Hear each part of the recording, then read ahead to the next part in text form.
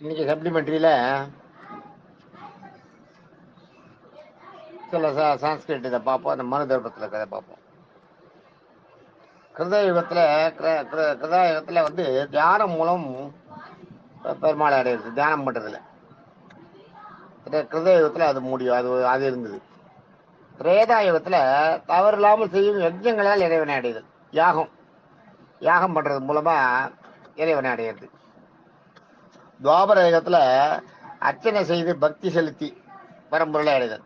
அர்ச்சனை செய்தல்னா பெருமாளை புகழ்ந்து போற்றி அர்ச்சித்தலே அது பண்றது.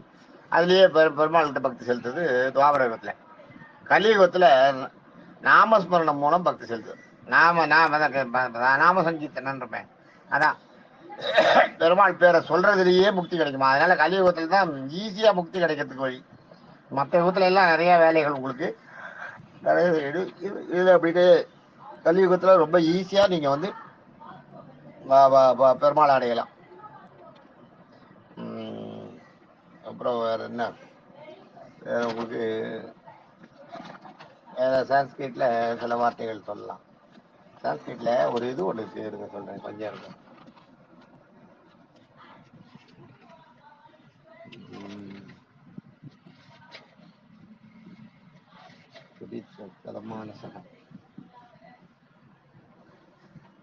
வந்து சான்ஸ்கிரிட்ல பிரவராச்சாரியர்கள்னு சொல்லுவான். பிரவராச்சாரியர்கள்னா ஒரு இடத்துல தங்காம நாடோடியா வாசம் பண்ணவங்க. பரிப்பிரஜாக்கள்னு ஒரு பேர் அவளுக்கு. பிரவராச்சாரியர்கள் இருக்கு, பரிப்பிரஜாக்கள்னு அர்த்தம். பரினாலேயே பரிவாரத்தோட போறது, வெளியில போறதுன்னு அர்த்தம். அவன் இடத்துல இருக்க மாட்டான், போயிட்டே இருப்பான். அது மாதிரி பாத்தீங்கன்னா விருஜன்னர்கள்னு ஒண்ணு இருக்கு. விருஜன்னர்கள் 2 ராத்திரி ஒரே இடத்துல இருக்க மாட்டான். இன்னைக்கு காத்தால வருவா, இன்னைக்கு பகலெல்லாம் இருப்பா, இன்னைக்கு நைட்டு தங்குவா, நாளைக்கு காத்தால இருப்பா, நாளைக்கு சாயந்தரம் கிளம்பி இன்னொரு இடத்துல போயிடுவா தங்கத்துக்கு. அதே இடத்துல இருக்க மாட்டான், இருக்கக்கூடாது அவளுக்கு. அது மாதிரி அதான் விருஜன்னர்கள்னு பேரு. மிதம்ன்றது நட்பு. மிதம்னா நட்பு சான்ஸ்கிரிட்ல. அமிதம்னா தம்பதிகளுக்குள் இருக்கும் நட்பு, அபரிமிதமான நட்பு. தம்பதிகளுக்கு கணவன் மனைவிக்குள்ள இருக்க ஒரு நெருக்கம் இருக்கு பார்த்தீங்களா, அதுக்கு பேரு அமிதம்னு பேரு. அதே மாதிரி சிரஸ்ராணம்னா ஹெல்மெட்.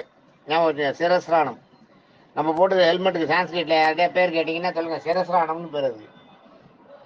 அதே மாதிரி பாதஸ்ராணம்னா செருப்பு. பாதஸ்ராணம்னா செருப்பு. திராபாத ஸ்ரானம்னு வாங்க. திரான்னா காக்க ஆப்பாத்துறது. திராசர ஸ்ரானம், திராபாத ஸ்தானம்.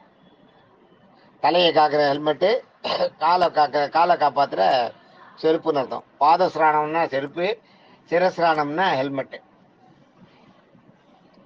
அந்த மாதிரி ராமாவதாரத்தில் பார்த்தீங்கன்னா, ராமாவதாரம் பூர்ணாவதாரம்.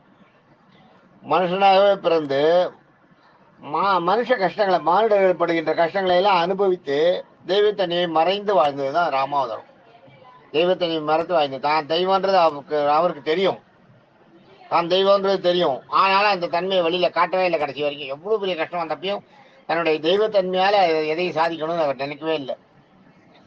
அவருக்கு அதான் அவரோட இது. அது எப்பன்னா, ராமரை லட்சுமணி வந்து அந்த நாகாசுரத்தை விட்டு பிரம்மாசுரத்தை விட்டு 2 பேரையும் மூர்த்தி அடைய செஞ்சிடறார். இந்திரஜித் பண்ணிடுறான். இந்திரஜித் மூர்த்தி அடைய செஞ்சப்ப கருடன் தானே ஓடி வந்தாராம். கருடன் 2 பேருக்கும் உடம்பு சரியில்லைன்னு அவரே ஓடி வந்தாராம், ராமர் கூப்பிடல. அவரே ஓடி வந்து என்ன ஆச்சு பகவானுக்கு, என்ன ஆச்சு ஆதிசேஷனுக்கு என்ன ஆச்சுன்னு பார்க்கறதுக்கு வந்தாராம். கருடன் வந்து வட்டம் அடிச்சாராம். அப்பதான் சொல்றா, அவங்க சஞ்சீவி மலையில இருந்து அந்த மருந்து, சஞ்சீவி மருந்து எடுத்துட்டு வரணும் அப்படின்னு சொல்லி இந்த மந்திர மலையில இருந்து சஞ்சீவி மந்திரத்தை எடுத்துட்டு வரணும்னே போய் ஆஞ்சநேயர் போய் மலையே தூக்கின்னு வருது. அப்புறம் தான் அதுக்கு முன்னாடி கருடன் வந்து வட்டம் பண்றாங்க மேலே. பகவானை காப்பாற்றணுமா, நான் என்ன பண்ணணும், நான் இப்பயே போய் அந்த ராவணனை அப்படியே கொத்தி தூக்கின்னு போயிடுவா அப்படின்லாம் மனசுல யோசிக்கிறாராம். ஆனாலும் பகவான் வந்து ராமரோட உத்தரவு இல்லாத, மகாவிஷ்ணுவோட உத்தரவு இல்லாத பண்ணக்கூடாதுன்னு வெயிட் பண்ணாராம். அதான் எந்த மாதிரி ஒரு சூழ்நிலையில் ராமாவதாரத்தில் ராமர் வந்து தன்னை இந்த இறைவனை காமிக்கவே இல்லை. ஆனா கிருஷ்ணாவதாரத்துல அப்படி இல்லை. கிருஷ்ணாவதாரம் தான் பரிபூர்ண அவதாரம் பேர். பரிபூர்ண அவதாரம் சாமானியன் என்பதை மறைத்து பல நேரங்களில் தெய்வம் என்பதை மக்களுக்கு காட்டி கொடுத்தவர். பல நேரங்கள்ல பகவான் வந்து அந்த அவரோட நிறைய நேரங்கள்ல பாத்தீங்கன்னா மலையை கொடையா பிடிச்சது, அது மாதிரி அந்த அரக்கியை கொன்னது, பூதனையை கொன்னது, அது மாதிரி அசுரர்களை எல்லாம் கொன்னது, சகடாசுரனை கொன்னது, மாடு உருவமா அந்த ராட்சசனை கொன்னது, விருத்தாசோட கொண்டது, அது மாதிரி எத்தனையோ இடங்கள்ல சின்ன குழந்தை காளிங்கனை கொண்டது, காளிங்கனை அடக்கினது, இதெல்லாம் வந்து தெய்வத்தால் தான் முடியும். யசோதைக்கு வாய்க்குள்ள உலகத்தை காமிச்சது. இது மாதிரி நிறைய இடத்துல அதே மாதிரி அந்த 2 மரத்துக்கு நடுவில் கட்டிட்ட அப்புறம் கிருஷ்ணனை கட்டின அப்புறம் மரத்துக்கு நடுவால் ஓடி இருந்து 2 மரத்தையும் சாய்க்கிறாராம் மதுகையிடவர்கள். அந்த மரத்தை சாய்ச்ச அப்புறம் அந்த மரத்துல இருந்து அவளுக்கு வந்து சாப விமோசனம் கிடைச்சா அவள் போறது. இது எல்லாமே மகாவிஷ்ணு பண்ணதுதான். மகாவிஷ்ணு அந்த கிருஷ்ணாவதாரத்துல சொன்னதுதான். ஆனா கிருஷ்ணாவதாரத்துல சொல்லிட்டு அது முடிஞ்ச உடனே அந்த அந்த காட்சி எல்லாருக்கும் முடிஞ்ச உடனே யார் மனசுலையுமே அது நிற்காதான். அது மாதிரி ஒன்று நடந்ததாவே தெரியாதான் அவளுக்கு. அப்படியே போயிடும், அப்படியே மறந்துடுவாளாம். எல்லாரும் மறுபடியும் பழையபடி கிருஷ்ணா வாடா விளையாடலாம், வாடா சாப்பிடலாம், போகலாம், வாடா வெண்ணெய் அந்த வீட்டில் வெண்ணெய் இருக்கு எடுக்கலாம், போடா வாடா போடான்னு பசங்க போயிட்டு போகலாம் கூட. இப்போதான் எவ்வளோ பெரிய இப்போ அரைக்கு பூதனையை கொண்டிருக்கான் இவன். இந்த கிருஷ்ணன் வந்து பண்ணி பூதனையை கொண்டு இப்போதான் அது பண்ணியிருக்கான். அந்த கண்ணுக்குட்டி ராட்சசனை கொண்டிருக்கான். இவ்வளவு பெரிய காரியம் இதெல்லாம் பண்ணா அவனை போய் நம்ம வந்து போடா வாடான்னு கூட்டா வந்து அதுமே அந்த நண்பர் அந்த யாதவகுல நண்பர்களுக்கு தெரியாதான், யாதவகுல நண்பர்களுக்கு. அதனால அந்த மாயையில அவங்களுக்கு பல நேரங்களில் தன்னோட தான் தெய்வம்ன்றதை காமிச்சு மறுபடியும் மாயால அதை மறைக்கிடுறது. மீண்டும் அவர்களே மாடுறாங்க. இவன் அம்மா கிருஷ்ணனை சாதாரண குழந்தை மாதிரி அவ கூட சுத்திட்டு இருப்பார், அவளும் இவ கூட விளையாடிட்டு இருப்பார். அந்த நடந்ததே மறந்து போயிடும். அதுதான். அப்புறம் தர்மம் தடுமாடுறது, தர்மம் தவறுறது, தடுமாறுறது. அதுல என்னன்னா பூத யஜ்ஞம். பூத யஜ்ஞம் வந்து பூத ஹிம்சையா மாறுறது. தர்மம் தவறுறது இங்கதான். பூத யஜ்ஞம் பூத ஹிம்சையா இருக்கு. பூதன்னா ஜீவராசிகளுக்கு உணவு வைக்கிறது. பூத யஜ்ஞம்ன்றது ஒண்ணும் இல்லை. அரிசி மாவு விட்டு சுண்ணாம்பு மாவுல கோலம் போட்டுரும். அந்த சுண்ணாம்பு மாவுல அரிசி மாவு வேற மிக்ஸ் பண்றோம், மிக்ஸ் பண்ணி கோலம் போடுறோம். சுண்ணாம்பு அந்த சுண்ணாம்பு மாவு அரிசி மாவுன்னு நினைச்சிட்டு எறும்பு வந்து வாயை வச்சு சாப்பிடும்.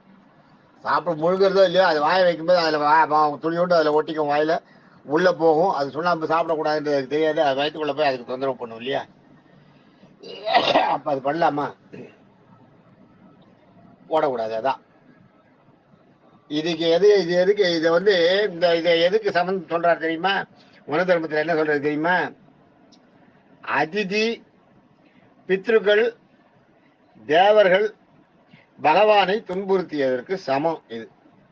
பார்த்துக்கோங்க. அரிசி மாவுல கோலமாவு அரிசி மாவுல போட்டா போடுங்க கோலம், சுண்ணாம்பு மாவுல போடாதீங்க. சுண்ணாம்பு மாவுல போட்டீங்கன்னா நீங்க கோலம் போடுறது வீட்டுக்கு சுபமா நினைச்சு போடுறீங்க. ஆனா அதிதின்றது யார் தெரியுமா? வீட்டுக்கு வர விருந்தாளிகள் அதிதி.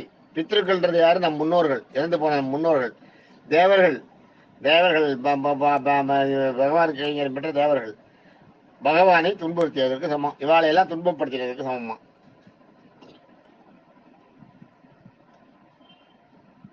அர்த்தம்னா பிராமண, கத்திரிய, வைசிய, சதுர்த்த பிரம்மச்சாரிகள் அவங்களுக்கு கேடுதல் செய்யுது. அது அர்த்தம்னு பேர். அது பேர் அர்த்தம்னா பிராமண, கத்திரிய, வைசிய, சதுர்த்த பிரம்மச்சாரிகளுக்கு அந்த 4 குலத்தையும் சேர்ந்த பிரம்மச்சாரிகள் இருக்கா இல்லையா? பிரம்மச்சாரிகள் கல்யாணம் ஆகாதவா, அவளுக்கு வந்து கெடுதல் பண்றது. அது வந்து என்னன்னா நீங்க மகாலட்சுமிக்கும் பகவானுக்கும் கெடுதல் பண்ணதா சமமா. அதான் அர்த்தம். அந்த தயவு செய்யவே கூடாது. பிரம்மச்சாரிகளுக்கு வந்து கெடுதல் பண்ணவே கூடாது. பிரம்மச்சாரிகள் வந்து தெய்வத்தோட அம்சம். அதனால பிரம்மச்சாரிகளுக்கு பண்ணக்கூடாது. குழந்தையும் பிரம்மச்சாரிகளும் தெய்வத்துக்கு அம்சம். காமம் காமம்ன்றது எதை பார்த்தாலும் ஆசைப்படுறது. காமம்ன்றது பார்த்த உடனே தான் அடையணும்னு நினைக்கிறது. இது அந்த மாதிரி எண்ணம் இருக்கிறவங்க வந்து மறுபிறவி எடுத்து எடுத்து பூமியில மாயையில சுத்திட்டே இருப்பாங்களாம். அவங்களுக்கு வந்து மோட்சத்துக்கோ நரகத்துக்கோ நரகம் முடிஞ்சு சொர்க்கம் முடிஞ்சு நீங்க மோட்சத்துக்கு போக முடியாது. மறுபடியும் பூமியில இதுவா பிறக்கணும். ஏன்னா உங்களுக்கு அந்த காம எண்ணம் இருக்கு இல்லையா மனசுல, அதனால நீங்க உலகத்துல மறுபடியும் ஒரு ஜீவனா பிறக்கணும். அதுதான் தர்மம் தவறுறது. அங்கதான் காமத்துல எல்லாத்து மேலேயும் ஆசைப்பட்டா மறுபடியும் நீங்க பூலோகத்துல இன்னொரு ஜென்மம் எடுத்து பிறக்கணும். இகலோக சுகம். இகலோக சுகம்னா பெருமாள் மேல வந்து மனசை செலுத்தாம சுகஜீவன பொருட்கள் மீது இச்சை கொள்ளுது. சுகஜீவன பொருட்கள்ன்றது என்னென்ன? நீங்க வாழறதுக்கு தேவையான பொருள்லாம் இருக்க சுகஜீவன பொருள்கள்ன்றது அதான். Fridge, washing machine, TV, AC, இதெல்லாம் சுகஜீவன பொருட்கள். உங்களை ஜீவன் சுகமா வாழறதுக்காக நீங்க யூஸ் பண்ணிக்கிற உபகரணங்கள். அது தேவைதான். அது இல்லைன்னு நம்ம சொல்லலை, வேண்டான்னு சொல்லலை. ஆனா அது இல்லைன்னா அதுக்காக வந்து வருத்தப்படவே கூடாது. போனா போயிட்டு போகுது, அது இல்லாம வாழ்ந்துட்டு போறது அப்படின்னு அந்த மாதிரி தான் நினைக்கணும். அதெல்லாம் இருக்க வேண்டியதுதான். எல்லாருக்கும் தேவைதான். முடியல, செய்ய முடியல, வாஷிங் மிஷின் வச்சுக்கிறோம். அதுக்காக வாஷிங் மிஷின் போயிடுச்சுன்னா என்னால உயிரை வாழ முடியாதுன்னு சொல்லக்கூடாது. அதான் அது மேல வந்து இச்சை கொள்ளுதல். அது மேல போய் ரொம்ப அட்டாச்மெண்டா அது இல்லாட்டா நம்மளால வாழவே முடியாதுன்ற மாதிரி ஒரு அந்த இதை உண்டாக்க கூடாது. அதான் இகலோக சுகத்து மேல ஆசைப்படுறது வந்து அதனால இகலோக சுகத்துக்கு ஆசைப்படுறது. அபரலோக காமம். அபரலோக காமம்னா பரலோகம்னா சொர்க்கம். பரலோகம்னா சொர்க்கம். அபரலோகம்னா பரலோக காமம்னா சொர்க்கத்து மேல ஆசைப்படுறது. சொர்க்கத்துக்கு போகணும், செய்த புண்ணியங்களுக்கு சொர்க்கத்துக்கு போகணும்னு ஆசைப்படுறதும் ஒரு தப்பு தான். நீங்க வந்து மோட்சத்துக்கு போகணும்னு தான் ஆசைப்படணும். சொர்க்கம் வேற, மோட்சம் வேற. பாவங்களுக்கு பலன் வந்து நரகம், புண்ணியங்களுக்கு பலன் கிடைக்கிற இடம் சொர்க்கம். அதனால பாவத்தின் பலன்களை நரகத்துல அனுபவிச்சுட்டு புண்ணியத்தின் பலனை சொர்க்கத்துல அனுபவிச்சுட்டு நீங்க மோட்சத்துக்கு போறதுக்கு வழியை தான் தேடணும். அதுதான் இங்க சொல்றதுதான் பரலோக சுகம். இது வந்து பரலோகம் தான் சொர்க்கம். அபரலோகம்னா சொர்க்கத்தின் மீது ஆசையின்றி காமத்தில் வைத்திருப்பது, புண்ணியங்களை செய்யறது இல்லை. அதுதான் இங்க காமத்தில் வைத்திருப்பது என்பதை புண்ணியங்களை செய்யறது இல்லை, பாவங்களை செஞ்சு மறுபடியும் உங்களோட இதை ஏத்துக்கிறது. சொர்க்கத்துக்கு மேல அந்த எண்ணம் இல்லை. நம்ம புண்ணியம் பண்ணி சொர்க்கத்துக்கு போகணுன்ற எண்ணம் இருக்கணும் மனசுல. இருந்தாதான் நீங்க செய்யற பாவங்கள் குறையும். அது இல்லாதனால நீங்க சொர்க்கத்துக்கு போகணுன்ற எண்ணமே இல்லாத அதுக்கப்புறம் உங்களுக்கு மோட்சமா என்னன்றது வந்து நீங்க செய்யற நல்ல காரியங்களை பொறுத்து இருக்கு. உங்களுடைய பகவான் கட்டளையை பொறுத்து இருக்கு. உங்களோட இது எப்படி இருக்கோ அது மாதிரி நடக்கும். அபரலோக காமன்றது வந்து சொர்க்கத்து மேலேயும் ஆசை இல்லாத இங்க பூமியில நடக்கிற இந்த காம இச்சைகளுக்கு அடிபணிஞ்சு அதுல உழல்றதுக்கு பார்த்தீங்களா, அதுதான் மறுபிறவிக்காக எடுக்கிறது. அதுவும் என்னன்னா பாவங்களை செய்யறது. அதுக்காக நிறைய பாவங்களை செஞ்சு அந்த பாவங்களை அந்த பாவங்கள் பண்ணா நரகத்தை அனுபவிச்சுட்டு சொர்க்கத்திலையும் போய் நல்லதையும் அனுபவிக்காத மறுபடியும் மாநில பிறகுது. அதான் அபரலோக காமம்னா சொர்க்கத்துக்கு போகணுன்ற ஆசையும் இல்லாத புண்ணியத்தையும் செய்யாத பாவங்களை செஞ்சுட்டு பூமியில இருந்துட்டு செத்த அப்புறம் போய் நீங்க இது நரகத்துக்கு போயிட்டு நரகத்துல அனுபவிச்சுட்டு நீங்க ஏதாவது நல்லது பண்ணிட்டீங்கன்னா புண்ணியத்துல சொர்க்கத்துக்கு போக முடியும். நல்லது பண்ணா சொர்க்கத்துக்கு போக முடியாது, மறுபடியும் மானிட பிறவியா வந்து பிறகுது. அதுதான் இந்த அபரலோக காமன்றது வந்து மனுஷன் நம்ம நம்ம மனசு வச்சா நம்ம மனசால நல்லது பண்ணோம்னா அதை குறைக்கலாம். அதை குறைச்சி நம்ம புண்ணியத்துக்கு வழி தேடணும். அதுதான். தேங்க்யூ.